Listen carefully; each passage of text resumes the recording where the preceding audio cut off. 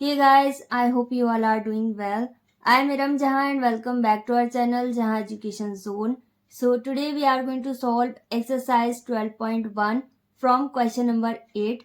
Chapter name is Congruence of Triangles and the author of this book is Dr. Sudhir Kumar Pundir.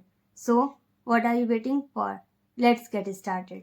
और question number 8 is यहाँ पर एक diagram दिया गया है और बताया गया है कि QX और RX ये बाइसेक्टर हैं किस एंगल पर, Q और R.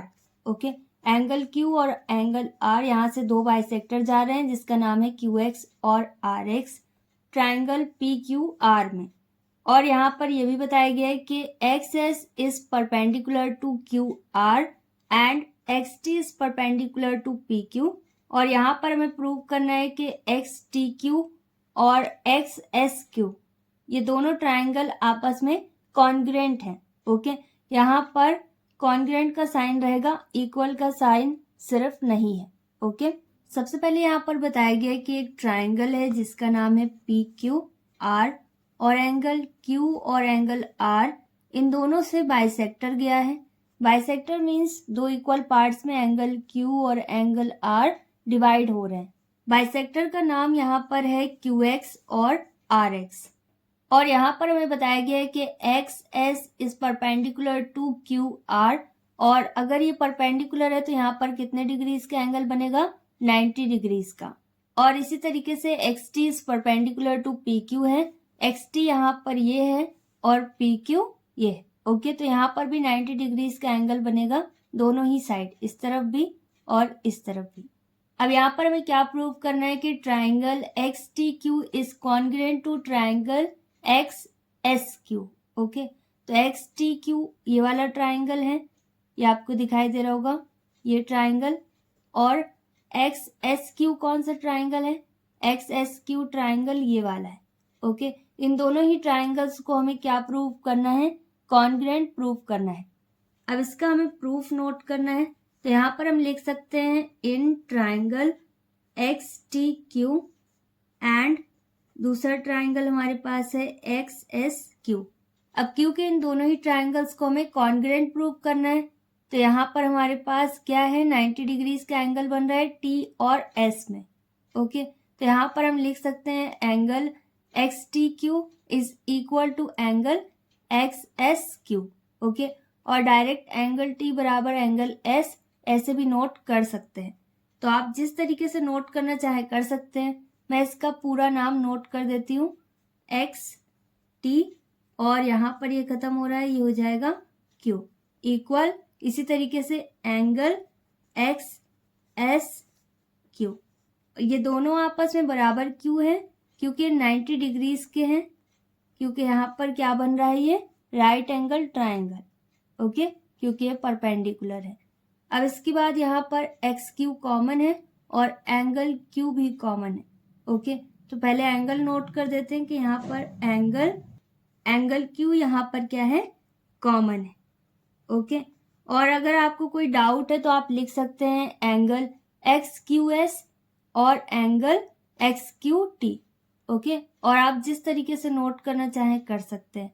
अब इसके अलावा कोई और एंगल हमें नहीं पता कि ये दोनों बराबर हैं या फिर नहीं, तो यहाँ पर हम लिख सकते हैं XQ साइड जो कि इन दोनों ही ट्राइंगल में कॉमन है. ओके, तो यहाँ पर क्या आ जाएगा, XQ is equal to XQ, ये भी कॉमन है. ओके, तो यहाँ पर एक साइड और दो एंगल्स बराबर है.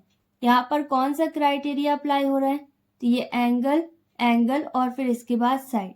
Okay, angle side. तब यहाँ पर हम लिख सकते हैं बाय एंगल साइड क्राइटेरियन.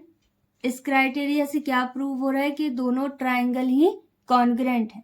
तो यहाँ पर हम लिख सकते हैं therefore triangle XTQ is congruent to triangle XSQ.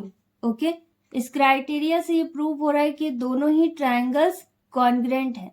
Okay, और यही हमें यहाँ पर प्रूव करना था. हम यहाँ पर नोट कर सकते हैं हेंस प्रूव्ड. अब इसी क्वेश्चन में हमें सेकंड पॉइंट भी प्रूव करना है और सेकंड पॉइंट हमारे पास है कि PX एंगल P को दो इक्वल पार्ट्स में डिवाइड कर रहे हैं. पी एक्स यहाँ पर ये है और ये एंगल पी को दो इक्वल पार्ट्स में डिवाइड कर रही है। ओके, तो ये कैसे प्रूव हो सकता है? यहाँ पर हमें सबसे पहले कुछ कंस्ट्रक्शन करना होगा ताकि हम कोई भी दो ट्राइंगल्स को कॉन्ग्रुएंट प्रूव कर सके। ओके, तो यहाँ पर अगर हम कंस्ट्रक्शन करें एक्स से और ये पूरी लाइन को हम अज्यूम कर लें कि ये वाई है, तो यहाँ पर अगर हम इसे वाई तक ज्वाइन कर दें तो ये ट्राइंगल हमारे पास आ जाएगा। ओके, और फिर इसके बाद हम इन्हें कॉन्ग्रुएंट प्रूव कर सकेंगे। यहाँ पर हमें प्रूफ में सबसे पहले क्या नोट करना है? Construct Q X to Y. Q X को हमने वाई तक कंस्ट्रक्ट किया, वाई तक ज्वाइन किया। ओके, ये कंस्ट्रक्शन हमने 90 डिग्रीज पर करी है, तो यहाँ पर हमें लिखना होगा X Y is perpendicular to P R. Okay, X Y P R पर परपेंडिकुलर है, तो अगर एक्स वाई पी आर पर परपेंडिकुलर है तो यहाँ पर 90 डिग्रीज का दोनों ही साइड एंगल बनेगा।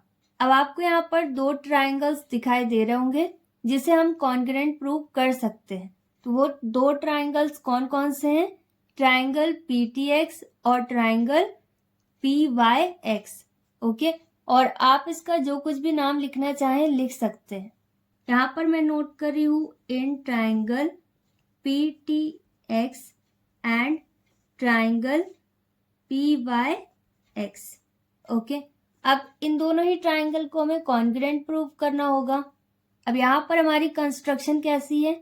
स्ट्रेट लाइन है, मतलब यहाँ पर ये 90 डिग्रीज का बन रहा है एंगल, और यहाँ पर भी 90 डिग्रीज का एंगल है, क्योंकि अगर एक साइड 90 डिग्रीज है तो दूसरे साइड भी 90 डिग्रीज ही रहेगा, क्योंकि यहाँ पर स्ट्रेट लाइन है और यहाँ पर इसका सम 180 डिग्रीज के बराबर होता है। ओके, तो यहाँ पर एंगल टी और यहाँ पर एंगल वाई ये दोनों ही आपस में बराबर हैं। क्यों? क्योंकि यहाँ पर 90 डिग्रीज का एंगल बन रहा है। ओके, तो अगर आप लिखना चाहें एंगल पी टी एक्स बराबर एंगल पी वाई एक्स तो आप लिख सकते हैं, और अगर आप डायरेक्ट एंगल टी बराबर एंगल वाई लिखना चाहें तो भी करेक्ट है, और आप इसका जिस तरीके से नाम लिखना चाहें उस तरीके से लिख सकते हैं। और अगर आप इसका नाम angle X T P is equal to angle X Y P इस तरीके से लिखना चाहें तो भी करेक्ट है। ये दोनों ही बराबर क्यों है? क्योंकि ये 90 डिग्रीज के हैं। क्योंकि यहाँ पर एंगल पी बाइसेक्ट हो रहा है, ये हमें प्रूव करना है, तो एंगल पी यहाँ पर कॉमन है, ये हम नहीं लिख सकते, तो यहाँ पर एंगल एक्स कॉमन है। ओके, और यहाँ पर एक्स भी साइड ऐसी है जो कि बराबर है, दोनों में ही है, दोनों ट्राइंगल्स में। ओके, तो आप इस तरीके से इसे प्रूव कर सकते हैं। यहाँ पर मैं नोट कर रही हूँ angle P X T is equal to angle P X Y. Okay, और आप डायरेक्ट एंगल एक्स बराबर एंगल एक्स लिखना चाहें तो लिख सकते हैं, और साइड में आप कंडीशन भी नोट कर सकते हैं कि क्या है, ये कॉमन एंगल्स हैं। ओके, और इसी तरीके से यहाँ पर एक्स पी साइड है जो दोनों ही ट्राइंगल्स में है, ये कॉमन साइड हो जाएगी, तो यहाँ पर भी हम लिख सकते हैं कॉमन साइड। लिखना चाहें आप लिख सकते हैं, नहीं तो बस इतना भी काफ़ी है। ओके, तो यहाँ पर दो एंगल्स और एक साइड बिल्कुल बराबर है। यहाँ पर हम लिख सकते हैं bye angle angle side criterion, और इससे क्या प्रूव हो रहा है कि दोनों ही ट्राइंगल्स कॉन्ग्रुएंट हैं। यहाँ पर हम लिख सकते हैं triangle P T X is congruent to triangle P Y X. हमारे पास ये दोनों ट्राइंगल्स कॉन्ग्रुएंट प्रूव हो गए, मतलब ये दोनों बिल्कुल बराबर प्रूव हो गए। ओके, लेकिन हमें क्या पता करना है कि एंगल पी एक्स से दो इक्वल पार्ट्स में डिवाइड हो रहा है, तो यहाँ पर हमें सबसे पहले ये लिखना होगा कि एंगल पी इन दोनों ही ट्राइंगल्स में बिल्कुल बराबर है। तो क्योंकि ये दोनों ट्राइंगल्स कॉन्ग्रुएंट प्रूव हो चुके हैं तो इसमें बचे हुए पार्ट्स भी आपस में बिल्कुल बराबर होंगे। ओके, तो यहाँ पर हम क्या लिख सकते हैं, angle T P X is equal to angle Y P X. Okay, और आप एंगल पी बराबर एंगल पी भी नोट कर सकते हैं, और आप इसका जिस तरीके से नाम लिखना चाहें लिख सकते हैं। यहाँ पर सबसे पहले हमें नोट करना है कि एंगल पी बराबर है, तो हम लिख सकते हैं angle T P X is equal to angle by P X, और ऐसा क्यों है, by C P C T. Okay, अब क्योंकि ये प्रूव हो गया कि दोनों एंगल्स भी आपस में बराबर हैं, बराबर है मतलब ये बाइसेक्ट हो रहे हैं, और बाइसेक्ट करने वाली लाइन कौन सी है, पी एक्स। ओके, तो पी एक्स साइड से दोनों ही एंगल्स बाइसेक्ट हो रहे हैं, ये हमें प्रूव करना था और ये प्रूव हो गया। तो यहाँ पर हम स्टेटमेंट नोट कर सकते हैं, so P X bisects angle P, और यहाँ पर हमें यही प्रूव करना था, ये प्रूव हो गया। Next is question number 9। अब यहाँ पर हमें क्या बताया गया कि एंगल 1 एंगल 2 के बराबर है। ओके, इस डायग्राम में, और यहाँ पर बताया गया कि AC is perpendicular to CD, AC CD पर परपेंडिकुलर है। तो यहाँ पर यहाँ से लेकर यहाँ तक जो एंगल जा रहा है वो कितना है, 90 डिग्रीज का। और इसी तरीके से AB is perpendicular to BD, AB BD पर परपेंडिकुलर है। तो यहाँ पर ये जो लाइन है ये क्या है, परपेंडिकुलर है, मतलब 90 डिग्रीज का एंगल यहाँ पर बन रहा है। तो BD यहाँ पर ये है और CD ये है, ये दोनों आपस में बराबर हैं, ये हमें प्रूफ करना है। तो अगर ये दोनों एंगल्स बिल्कुल बराबर हैं तो यहाँ पर ये भी प्रूव हो जाएगा कि BD CD के बराबर है, और ये दोनों एंगल बराबर आ जाएंगे क्योंकि इनका सम 90 डिग्रीज के बराबर है और इसका भी सम 90 डिग्रीज के बराबर है। तो लेट सपोज अगर ये 30 डिग्रीज का है तो एंगल 1 और 2 ये दोनों आपस में बराबर हैं, तो ये भी 30 डिग्रीज का है। तो बचा हुआ पार्ट इनका मैच करेगा, तो ये भी 60-60 का होगा। ओके, तो ये तो एक एग्जाम्पल था। सबसे पहले नोट करते हैं इसका प्रूफ, और यहाँ पर लिख सकते हैं angle ACD is equal to angle ABD, और ये दोनों ही 90 डिग्रीज के हैं। ओके, क्योंकि ये दोनों एक दूसरे पर क्या है, परपेंडिकुलर है, 90 डिग्रीज का ये एंगल बनेगा। ओके, और इसी तरीके से ABBD पर परपेंडिकुलर है, यहाँ पर भी 90 डिग्रीज का एंगल बनेगा। ओके, अब इसके बाद हमें बताया गया कि एंगल 1 और एंगल 2 ये दोनों आपस में बराबर है। यहाँ पर हमें इसका कुछ मिड पॉइंट अज्यूम करना होगा और इसका कुछ नाम लिखना होगा।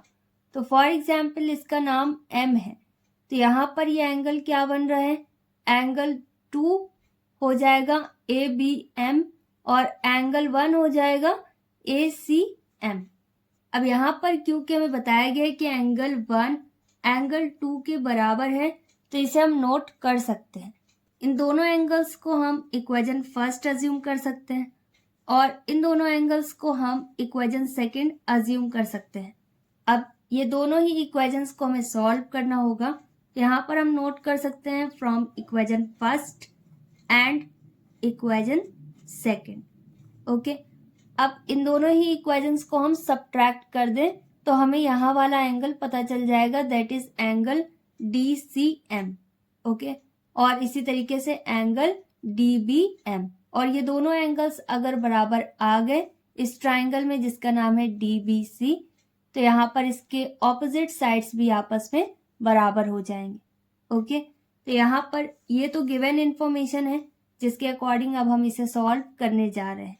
ओके, तो यहाँ पर क्या आ जाएगा, एंगल ACD माइनस एंगल 1, और इसी तरीके से एंगल ABD माइनस एंगल 2।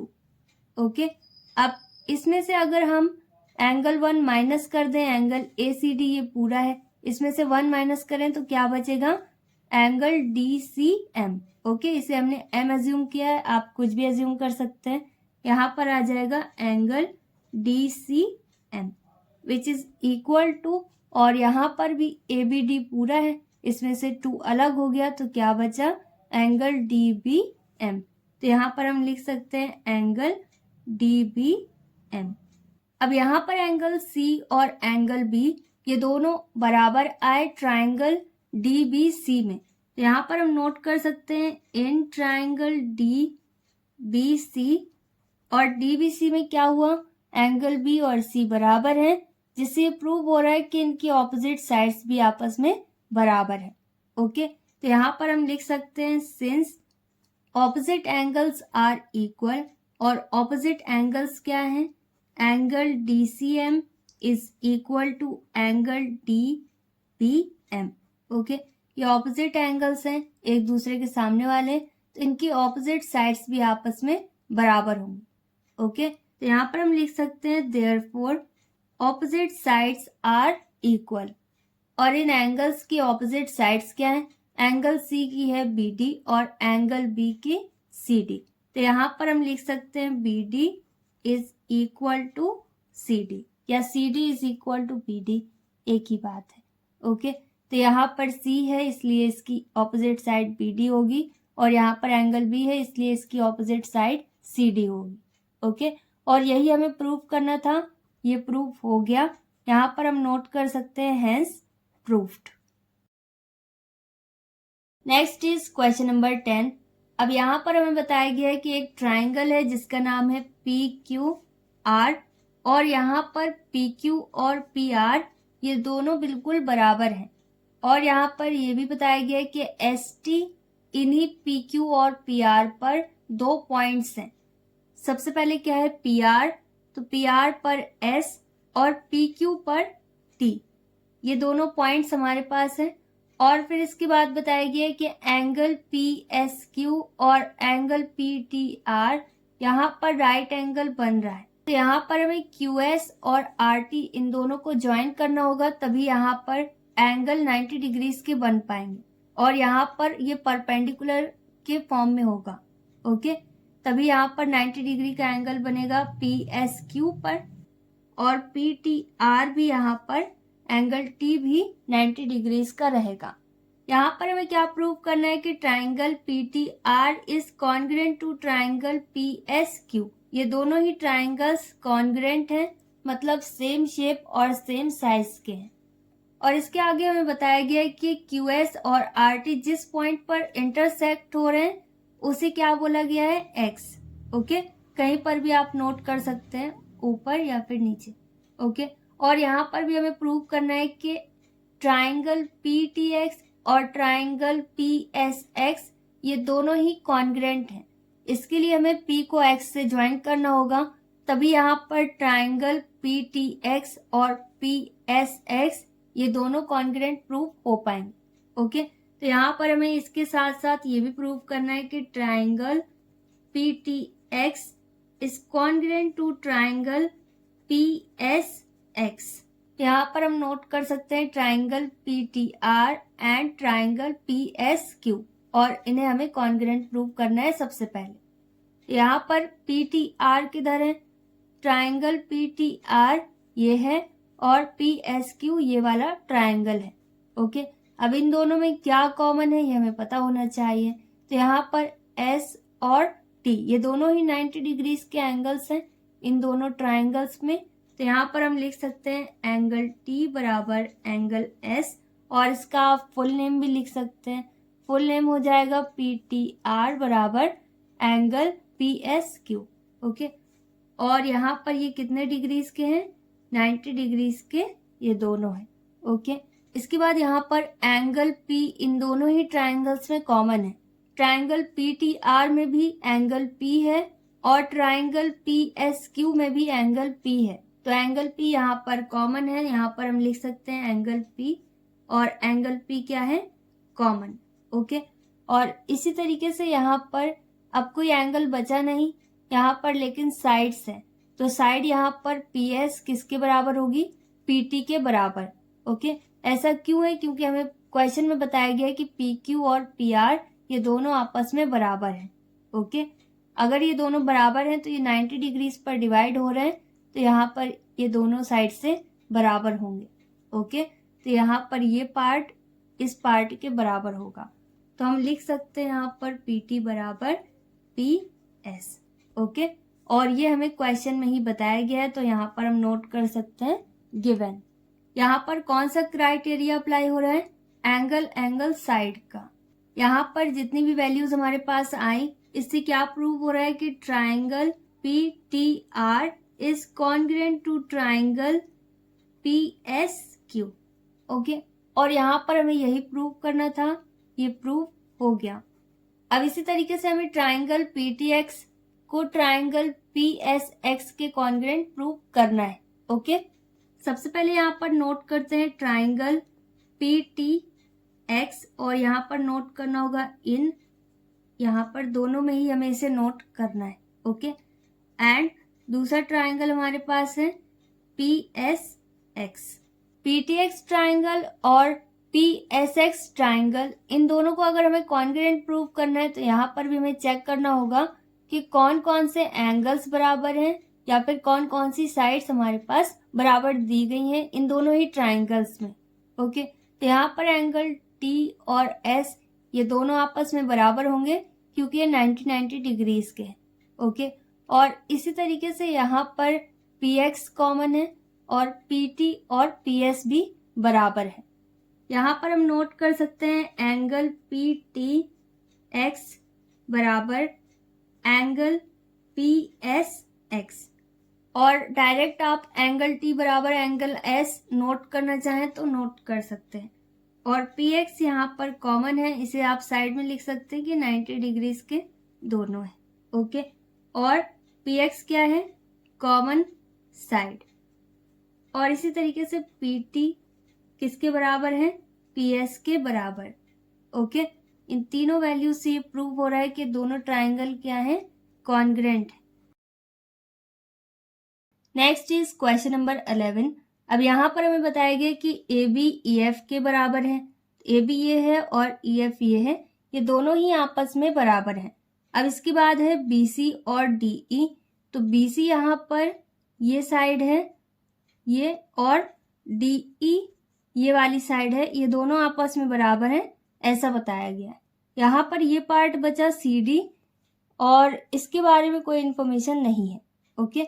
और यहाँ पर यह भी बताया गया है कि A B is perpendicular to B D and F E is perpendicular to C E, मतलब ए बी बी डी पर परपेंडिकुलर है तो यहाँ पर 90 डिग्रीज का एंगल बनेगा, और एफ ई सी पर परपेंडिकुलर है तो यहाँ पर भी 90 डिग्रीज का एंगल बनेगा, ओके। यहाँ पर हमें ट्राइंगल ए बी डी और ट्राइंगल एफ ई सी इन दोनों को ही कॉन्ग्रुएंट प्रूव करना है, ओके। तो यहाँ पर हम डायरेक्ट नोट कर सकते हैं इसका प्रूफ, और यहाँ पर हम लिख सकते हैं इन ट्राइंगल, और ट्राइंगल हमारे पास है ए बी डी एंड दूसरा ट्राइंगल हमारे पास है एफ ई सी, ओके। तो यहाँ पर इन दोनों ट्राइंगल्स में हमें चेक करना होगा कि किस क्राइटेरिया से हम इसे प्रूव कर सकते हैं कि दोनों ही कॉन्ग्रुएंट है, ओके। तो सबसे पहले हमें बताया गया कि ए बी ई एफ के बराबर है। ए बी डी ट्राइंगल में है तो यहाँ पर आ जाएगा ए बी, और ये किसके बराबर है, ई एफ के बराबर, जो कि ट्राइंगल एफ ई सी में है। तो यहाँ पर हम लिख सकते हैं ई एफ। अब इसके बाद हमें बताया गया कि बी सी डी ई के बराबर है, तो यहाँ पर ये पार्ट बच रहा है जिसका नाम है सी डी, ओके। तो यहाँ पर हम क्या लिख सकते हैं कि बी सी बराबर डी ई, ये हमें बताया गया है। तो यहाँ पर हम सिंस का साइन बना सकते हैं और इसे साइड में सॉल्व कर सकते हैं। तो यहाँ पर इस ट्राइंगल में बी से लेकर डी तक साइड है, तो इसका हम नाम लिख सकते हैं B C plus C D, okay. इसके बाद यहाँ पर दूसरा ट्राइंगल हमारे पास है जिसमें ई से लेकर सी तक साइड है, तो ये किससे मिलकर बनी है, ई डी और सी डी से, ओके, या फिर डी ई। तो यहाँ पर हम लिख सकते हैं D E plus C D, okay. इन दोनों में ही सी डी ऐड करना होगा क्योंकि ये इसमें इंक्लूड नहीं किया गया, ओके। अब B C plus C D इन दोनों को मिलाने से क्या बन रहा है, तो बी सी और सी डी इन दोनों को मिलाने से क्या बना, बी डी। तो यहाँ पर हम लिख सकते हैं बी डी इक्वल, और इसी तरीके से डी ई और सी डी इन दोनों को मिलाने पर क्या बना, सी ई। तो यहाँ पर हम लिख सकते हैं सी ई। यहाँ पर हम इसे इक्वेशन अज्यूम कर सकते हैं, और इसे अगर आप इक्वेशन अज्यूम करना चाहें तो इसे भी इक्वेशन फर्स्ट और फिर आपको इसे इक्वेशन नंबर सेकंड अज्यूम करना होगा, ओके। तो यहाँ पर हम लिख सकते हैं बी डी बराबर सी ई, जो कि पहले वाले ट्राइंगल में है ए बी डी में। तो यहाँ पर हम लिख सकते हैं बी डी इक्वल, और दूसरे ट्राइंगल में हमारे पास क्या है, सी ई, ओके, ट्राइंगल एफ ई सी में। तो यहाँ पर आ जाएगा सी ई, ओके। और कैसे आया, यहाँ पर हम लिख सकते हैं from equation first, okay. Equation first से हमें पता चल रहा है कि बी डी सी ई के बराबर है, ओके। और यहाँ पर दो साइड हमारे पास बराबर आ गई। पहली वाली में हम गिवन नोट कर सकते हैं, यह हमें क्वेश्चन में ही बताया गया है। अब हमें चेक करना होगा कि तीसरी साइड या तो बराबर आ जाए या फिर कोई एंगल बराबर हो जाए। तो तीसरी साइड के बारे में कोई इन्फॉर्मेशन नहीं है, तो यहाँ पर एंगल हमें दिया गया है एंगल बी और ई, ये दोनों ही 90 डिग्रीज के हैं। तो यहाँ पर ये दोनों एंगल्स क्या है, बराबर। तो आप अगर इसे इस तरीके से लिखना चाहें, angle A B D is equal to angle F E C, तो आप लिख सकते हैं। और डायरेक्ट यहाँ पर एंगल बी बराबर एंगल ई नोट करना चाहें तो भी करेक्ट है, और यहाँ पर लिख सकते हैं 90 डिग्रीज ईच। ओके, तो अब यहाँ पर दो साइड है और एक एंगल है, और एंगल कैसा है, 90 डिग्रीज का। तो यहाँ पर कौन सा क्राइटेरिया अप्लाई हो रहा है, यहाँ पर हम लिख सकते हैं बाय आर एच एस। अगर आप क्राइटेरिया यहाँ पर शो करना चाहें तो शो कर सकते हैं, नहीं डायरेक्टली आप यहाँ पर इसे कॉन्ग्रुएंट प्रूव कर सकते हैं। यहाँ पर हम देयरफॉर का साइन बना सकते हैं और लिख सकते हैं triangle A B D is congruent to triangle F E C. यहाँ पर हम नोट कर सकते हैं हैंस प्रूव्ड। एक क्वेश्चन को सॉल्व करने के कई तरीके होते हैं, तो आप जिस तरीके से जिस क्वेश्चन को सॉल्व करना चाहें कर सकते हैं। Next is question number 12। अब यहाँ पर हमें बताया गया कि ए बी ए सी के बराबर है और एक डायग्राम बना कर दिया है। तो यहाँ पर ए बी ए सी के बराबर हम इस तरीके से मार्क कर सकते हैं, और एंगल बताया गया है कि angle A C D 115 degrees का है, और यहाँ पर हमें एंगल बी ए सी पता करना है। तो एंगल बी ए सी मतलब ये वाला एंगल हमें पता करना है। जब कभी दो साइड्स किसी भी ट्राइंगल में बराबर होंगी तो इनके ऑपोजिट एंगल्स भी हमेशा बराबर होते हैं। ए बी का ऑपोजिट एंगल सी है और ए सी का ऑपोजिट एंगल बी है, ये दोनों एंगल्स आपस में बराबर होंगे। तो लेट अस अज्यूम कि ये एंगल एक्स है, तो यहाँ पर भी ये एंगल एक्स होगा। अगर वाई होगा तो फिर वो भी वाई होगा, मतलब बी और सी ये दोनों हमेशा बराबर होंगे। ओके, तो इसे हम दो तरीके से सॉल्व कर सकते हैं। एक तरीका ये है कि यहाँ पर हम एक्सटीरियर एंगल का फॉर्मूला अप्लाई कर दें, sum of opposite interior angles is equal to exterior angle, क्योंकि यहाँ पर हमें एक्सटीरियर एंगल इस ट्राइंगल का बताया गया है। ओके, और एक और तरीका है कि हम यहाँ पर लीनियर पेयर का यूज़ करके x पता कर लें, तब ये वैल्यू भी हमारे पास आ जाएगी। और फिर इसके बाद लेट अस अज्यूम ये y है, तो ये y भी मतलब एंगल a हमारे पास आ जाएगा जब हम यहाँ पर sum of all interior angles of a triangle is equal to 180 degrees, ये फॉर्मूला अप्लाई करके इसे सॉल्व करेंगे। ओके, तो आप इसे जिस तरीके से सॉल्व करना चाहें कर सकते हैं। मैं यहाँ पर सबसे पहले x की वैल्यू पता करती हूँ लीनियर पेयर का यूज़ करके, क्योंकि ये तो हमें पता करनी ही पड़ेगी, चाहे हम ट्राइंगल का फॉर्मूला अप्लाई करें या फिर एक्सटीरियर एंगल का फॉर्मूला अप्लाई करें, इन दोनों में ही हमें x पता होना चाहिए। यहाँ पर मैं इसे डायरेक्ट शो कर रही हूँ, x प्लस 115 किसके बराबर होगा, 180 डिग्रीज के बराबर। और ऐसा क्यों होगा, साइड में कंडीशन भी नोट करेंगे, ये लीनियर पेयर है। ओके, अब हमें सिर्फ x की वैल्यू पता करनी है, ये हो जाएगा 180 डिग्रीज और ये रिप्लेस होगा, ये नेगेटिव हो जाएगा 115 डिग्रीज। अब इन दोनों को ही माइनस करने पर हमारे पास कितना आएगा, 65 डिग्रीज। यहाँ पर हमें x की वैल्यू पता चल गई, तो ये दोनों ही x यहाँ पर 65 डिग्रीज के हैं। तो अगर आपको y पता करना है तो ट्राइंगल का फॉर्मूला भी आप अप्लाई कर सकते हैं, और मैं यहाँ पर एक्सटीरियर एंगल का फॉर्मूला अप्लाई करूँगी। ओके, तो यहाँ पर क्या आ जाएगा, sum of opposite interior angles of triangle is equal to किसके बराबर होगा, एक्सटीरियर एंगल के बराबर। और इसके ऑपोजिट इंटीरियर एंगल्स क्या है, x और y। ओके, ऑपोजिट मतलब इस एक्सटीरियर एंगल के सामने वाले एंगल्स। ओके, यहाँ पर हम नोट कर सकते हैं sum of opposite interior angles of a triangle, और यहाँ पर एक्सटीरियर कट है। ओके, ये किसके बराबर होगा, एक्सटीरियर एंगल के बराबर। तो यहाँ पर कौन से दो एंगल्स का सम होगा, x प्लस y। ओके, और ये किसके बराबर होगा, एक्सटीरियर एंगल के बराबर, दैट इज 115 डिग्रीज। ओके, यहाँ पर हमें x की जगह x की और y की जगह y की वैल्यू को पुट करना होता है। तो x की जगह पर हम क्या लिख देंगे 65 डिग्रीज, क्योंकि इसकी वैल्यू हमें पता है, और y की वैल्यू हमें पता करनी है, इसकी वैल्यू हमें नहीं पता। ये वैसे ही रहेगा, 115 डिग्रीज भी वैसे रहेगा। अब यहाँ पर हमें सिर्फ y की वैल्यू पता करनी है, तो 115 डिग्रीज वैसे रहेगा और 65 नेगेटिव हो जाएगा।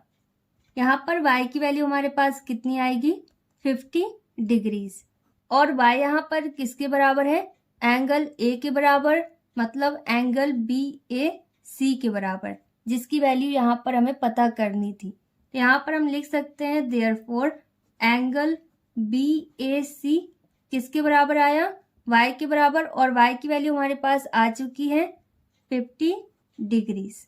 Okay, and this is our final answer. Next is question number 13। अब यहाँ पर हमें बताया गया है कि ABCD एक स्क्वायर है।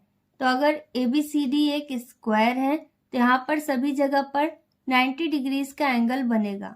ओके, और यहाँ पर सभी साइड्स बिल्कुल बराबर होंगी, मतलब AB BC के बराबर होगी, BC CD के बराबर होगी और CD DA के बराबर होगी। और अगर ABCD यहाँ पर स्क्वायर है तो इसके डायगोनल्स भी आपस में बराबर होंगे। ओके, मतलब AC BD के बराबर होगा। ओके, तो यहाँ पर हम लिख सकते हैं AC is equal to BD, क्योंकि जितनी इंफॉर्मेशन हमें पता चले उतनी अच्छी बात है। और यहाँ पर हमें बताया गया कि EF BD के पैरेलल है। ओके, और यहाँ पर यह भी बताया गया है कि R EF का मिड पॉइंट है। तो EF ये लाइन है और R इसका मिड पॉइंट है। तो अगर R इसका मिड पॉइंट है तो यहाँ पर ER किसके बराबर होगा, RF के बराबर। ओके, मतलब ये दो इक्वल पार्ट्स में डिवाइड हो जाएगा R मिड पॉइंट की वजह से। कौन दो इक्वल पार्ट्स में डिवाइड होगा, EF। ओके, सबसे पहले हमें यहाँ पर प्रूव करना है कि BE DF के बराबर है। तो यहाँ पर हमें ऐसी वैल्यूज लेनी है जिसमें ER और RF हो। तो ER और RF, यहाँ पर दो ट्राइंगल हमारे पास हैं जिसका नाम है ECR और FCR। अगर इन दोनों ही ट्राइंगल्स को हम कॉन्ग्रुएंट प्रूव करें तब यहाँ पर ER RF के बराबर प्रूफ हो सकेगा। ओके, अगर इसकी साइड्स बराबर आ जाए, EC FC के बराबर आ जाए, तब यहाँ पर बचे हुए पार्ट्स, क्योंकि BC किससे मिलकर बना है, EC से, तो यहाँ पर बचा हुआ पार्ट क्या है, BE। और इसी तरीके से CD किससे मिलकर बना है, CF से, तो बचा हुआ पार्ट क्या है, FD। और BC CD ये दोनों आपस में बराबर हैं, तो बचे हुए पार्ट्स भी इनके बराबर हो जाएंगे अगर हम EC CF के बराबर प्रूव कर दें तब। और अगर आप इसे किसी और मेथड से सॉल्व करना चाहें तो आप उस मेथड से भी सॉल्व कर सकते हैं, बस सॉल्व करने का तरीका सही होना चाहिए। ओके, तो यहाँ पर हम सबसे पहले नोट करते हैं इन ट्राइंगल, और ट्राइंगल हमारे पास है CER एंड दूसरा ट्राइंगल हमारे पास है FCR। ओके, अब इन दोनों ही ट्राइंगल को हमें कॉन्ग्रुएंट प्रूव करना है। तो सबसे पहले तो हमें पता है कि ER RF के बराबर है। तो यहाँ पर हम लिख सकते हैं ER is equal to RF, और ये हमें मिड पॉइंट से पता चला जो कि हमें क्वेश्चन में ही बताया गया है। तो यहाँ पर हम लिख सकते हैं गिवन। ओके, और यहाँ पर एंगल C कॉमन है, यहाँ पर हम लिख सकते हैं एंगल C, और ये क्या है, कॉमन। और अगर आप इस एंगल का पूरा नाम लिखना चाहें दोनों में ही तो आप लिख सकते हैं। और यहाँ पर एक साइड है CR, ये भी कॉमन है, तो यहाँ पर हम लिख सकते हैं CR, और ये साइड भी कॉमन है, तो यहाँ पर हम शो कर सकते हैं। अब यहाँ पर इससे क्या प्रूव हो रहा है कि ट्राइंगल CER और ट्राइंगल FCR ये दोनों ही कॉन्ग्रुएंट है। ओके, और अगर ये दोनों कॉन्ग्रुएंट है तो इनके बचे हुए पार्ट्स भी बिल्कुल बराबर हो जाएंगे, और बची हुई साइड हमारे पास है EC और CF। यहाँ पर हम नोट कर सकते हैं EC is equal to CF, और ये दोनों आपस में बराबर क्यों हैं, तो यहाँ पर हम लिख सकते हैं by CP/CT। Okay, corresponding parts of congruent triangles are equal always. Okay, अब क्योंकि यहाँ पर क्या है, BC और यहाँ पर CD है, तो BC यहाँ पर CD के बराबर होगा, और ये हमें बताया गया है क्वेश्चन में क्योंकि ये एक स्क्वायर है। ओके, तो अब ये दोनों अगर आपस में बराबर हैं और EC CF के बराबर है तो इसका बचा हुआ पार्ट क्या है BE और इसका बचा हुआ पार्ट है CD का DF, ये भी आपस में बराबर होगा। तो यहाँ पर हम लिख सकते हैं BE is equal to DF। Okay, और देयरफॉर का साइन बना सकते हैं। यहाँ पर हमें सबसे पहले यही प्रूव करना था कि BE DF के बराबर है और ये प्रूव हो गया। Next is second point. अब यहाँ पर हमें क्या प्रूव करना है कि AR एंगल BAD को दो इक्वल पार्ट्स में डिवाइड कर रहा है। ओके, तो AR कहाँ पर है, ये वाली लाइन जो कि एंगल BAD को दो इक्वल पार्ट्स में डिवाइड कर रहा है, ये हमें प्रूव करना है। अब क्योंकि AR से कोई भी ट्राइंगल नहीं बन रहा है तो इसके ऊपर हमें यहाँ पर इंटरसेक्शन पॉइंट पर कुछ अज्यूम करना होगा।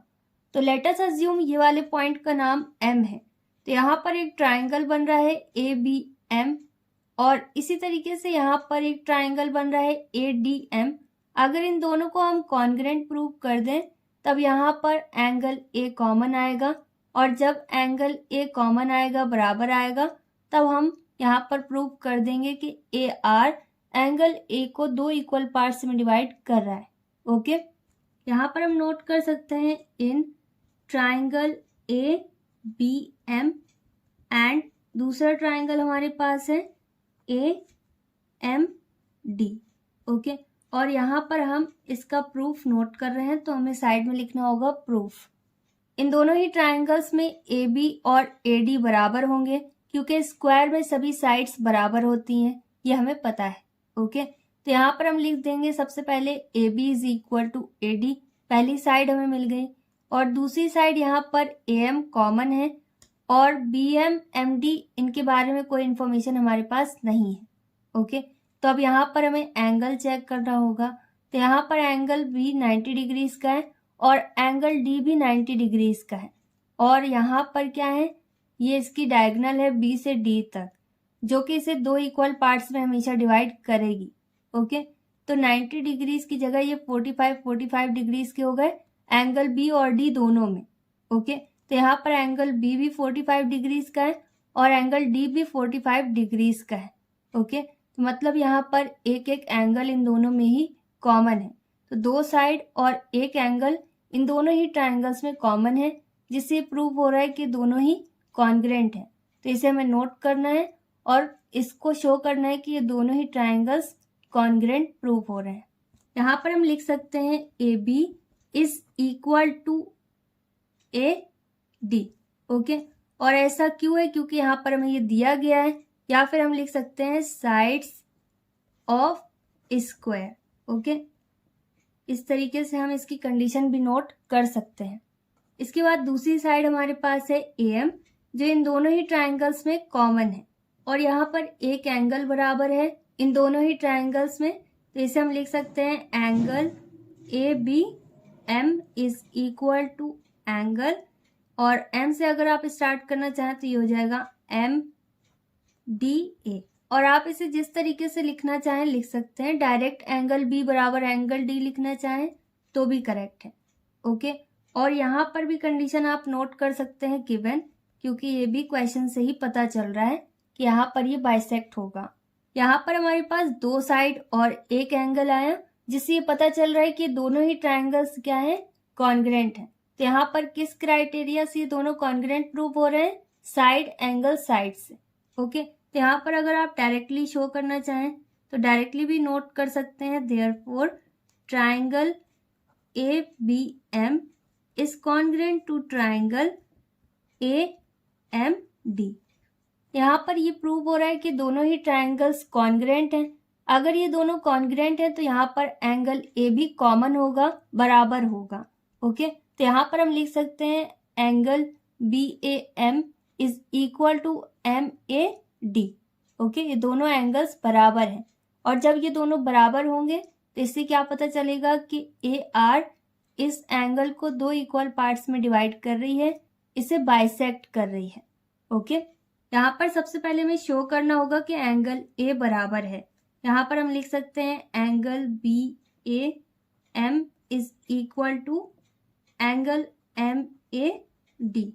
ओके, और ये कैसे पता चला कि ये दोनों बराबर हैं? By C P C T. अब क्योंकि यहाँ पर एंगल ए बराबर है इन दोनों ही ट्राइंगल्स में और ए एम इसे बाइसेक्ट करते हुए आर से आगे जा रही है, तो इसका मतलब यहाँ पर ए आर से भी एंगल ए दो इक्वल पार्ट्स में डिवाइड हो रहा है। ओके, यहाँ पर हम स्टेटमेंट नोट कर सकते हैं, therefore A R bisects angle B A D, और यहाँ पर हमें यही प्रूव करना था, ये प्रूव हो गया। Next is third point of question number 13। अब इसमें हमें बताया गया कि अगर ए आर को हम आगे और बढ़ाएं इस वाली लाइन को, तो यहाँ पर ये सी से होकर जाएगी। ओके, ये हमें प्रूव करना है।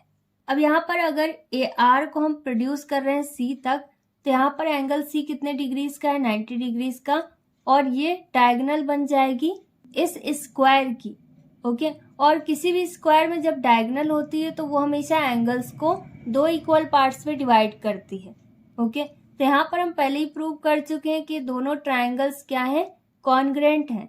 ओके, और इससे ये पता चल रहा था कि EC CF के बराबर है, क्योंकि अगर एरिया दोनों साइड बराबर होगा तब बीच में जाने वाली लाइन भी बिल्कुल बराबर होगी और एंगल को दो इक्वल पार्ट्स में डिवाइड करेगी।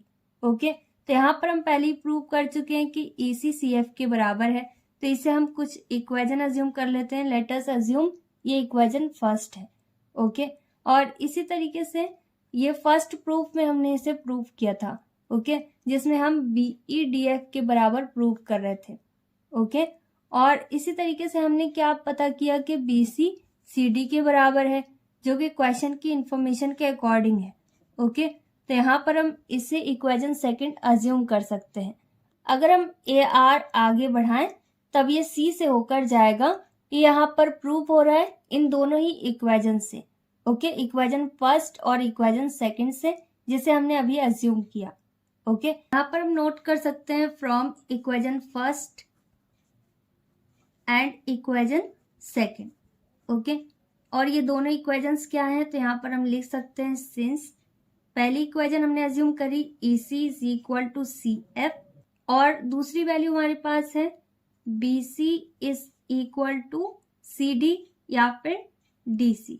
ओके, ये दोनों इक्वेशंस हैं। इन दोनों इक्वेशंस की वजह से क्या प्रूव हो रहा है कि जब AR आगे बढ़ेगी तो C से होकर आगे जाएगी। यहाँ पर हम नोट कर सकते हैं therefore bisector of angle BAD in square always will pass through C। Okay, और यही हमें यहाँ पर प्रूव करना था, ये प्रूव हो गया। Next and last question of this exercise, question number 14। अब यहाँ पर हमें बताया गया है कि AB और AC ये दोनों ही 3-3 सेंटीमीटर्स की हैं, मतलब ये दोनों बराबर हैं। ओके, तो अगर यहाँ पर ये दोनों साइड्स बराबर हैं और एक डायग्राम भी बनाकर दिया है इस ट्राइंगल में, तो इनके ऑपोजिट एंगल्स भी बराबर होंगे। ओके, मतलब एंगल C और एंगल B ये दोनों भी आपस में बराबर होंगे, क्योंकि यहाँ पर साइड्स बराबर हैं। ओके, तो यहाँ पर लेट अस अज्यूम इसके एंगल्स X हैं, तो यहाँ पर ये दोनों ही X होंगे। ओके, यहाँ पर हमें एंगल A बताया गया है 50 डिग्रीज है और एंगल B पता करना है। ओके, तो यहाँ पर कोई एक्सटीरियर एंगल नहीं है, यहाँ पर हम डायरेक्ट ट्राइंगल का फॉर्मूला अप्लाई करेंगे, that is sum of all interior angles of triangle is equal to 180 degrees. Okay, तो यहाँ पर मैं इसे डायरेक्ट सॉल्व कर रही हूँ, और अगर आप फॉर्मूला नोट करना चाहें, स्टेटमेंट नोट करना चाहें तो कर सकते हैं। यहाँ पर मैं नोट कर रही हूँ 50 प्लस एंगल B हमारे पास है X प्लस एंगल C हमारे पास है X इक्वल, इन तीनों का सम 180 डिग्रीज के बराबर होगा। ओके, यहाँ पर हो जाएगा 50 डिग्रीज प्लस और कितने X हैं? 2X equal 180 degrees. अब यहाँ पर 2X वैसे रहेगा इक्वल 180, और 50 को हम माइनस कर सकते हैं, और यहाँ पर 2X वैसे रहेगा इक्वल, इन दोनों को माइनस करने पर कितना आएगा? 30 डिग्रीज। अब हमें सिर्फ X की वैल्यू पता करनी है, तो ये हो जाएगा 30/2। यहाँ पर 180 डिग्रीज में जब 50 माइनस करेंगे तो 130 डिग्रीज आएगा। ओके, अब 2 से इसे डिवाइड करने पर कितना आ जाएगा, x is equal to 2 6 or 12 और 1 कैरी फॉरवर्ड होगा, 2 5 आर 10। तो x की वैल्यू हमारे पास आ गई, कितनी आई, 65 डिग्रीज। यहाँ पर हम नोट कर सकते हैं therefore angle B is equal to x, अगर आप लिखना चाहें तो लिख सकते हैं, और डायरेक्टली अगर आप वैल्यू पुट करना चाहें तो भी करेक्ट है। किसके बराबर आया, 65 डिग्रीज के बराबर। ओके, एक्सरसाइज 12.1 हमारी कंप्लीट हो गई। अगर आपको इसमें कहीं पर कोई भी डाउट है तो वीडियो को रिवाइंड करके देखिए और प्रैक्टिस कीजिए। जितना ज़्यादा आप प्रैक्टिस करेंगे उतने अच्छे से आपको सारी चीज़ समझ में आएंगी। इसके अलावा भी आपका कोई डाउट या क्वेरी है तो आप मुझे कमेंट सेक्शन में बता सकते हैं। That's all in this video. Will meet in our next video very soon. Till then stay happy, stay tuned, stay connected, take care, bye bye.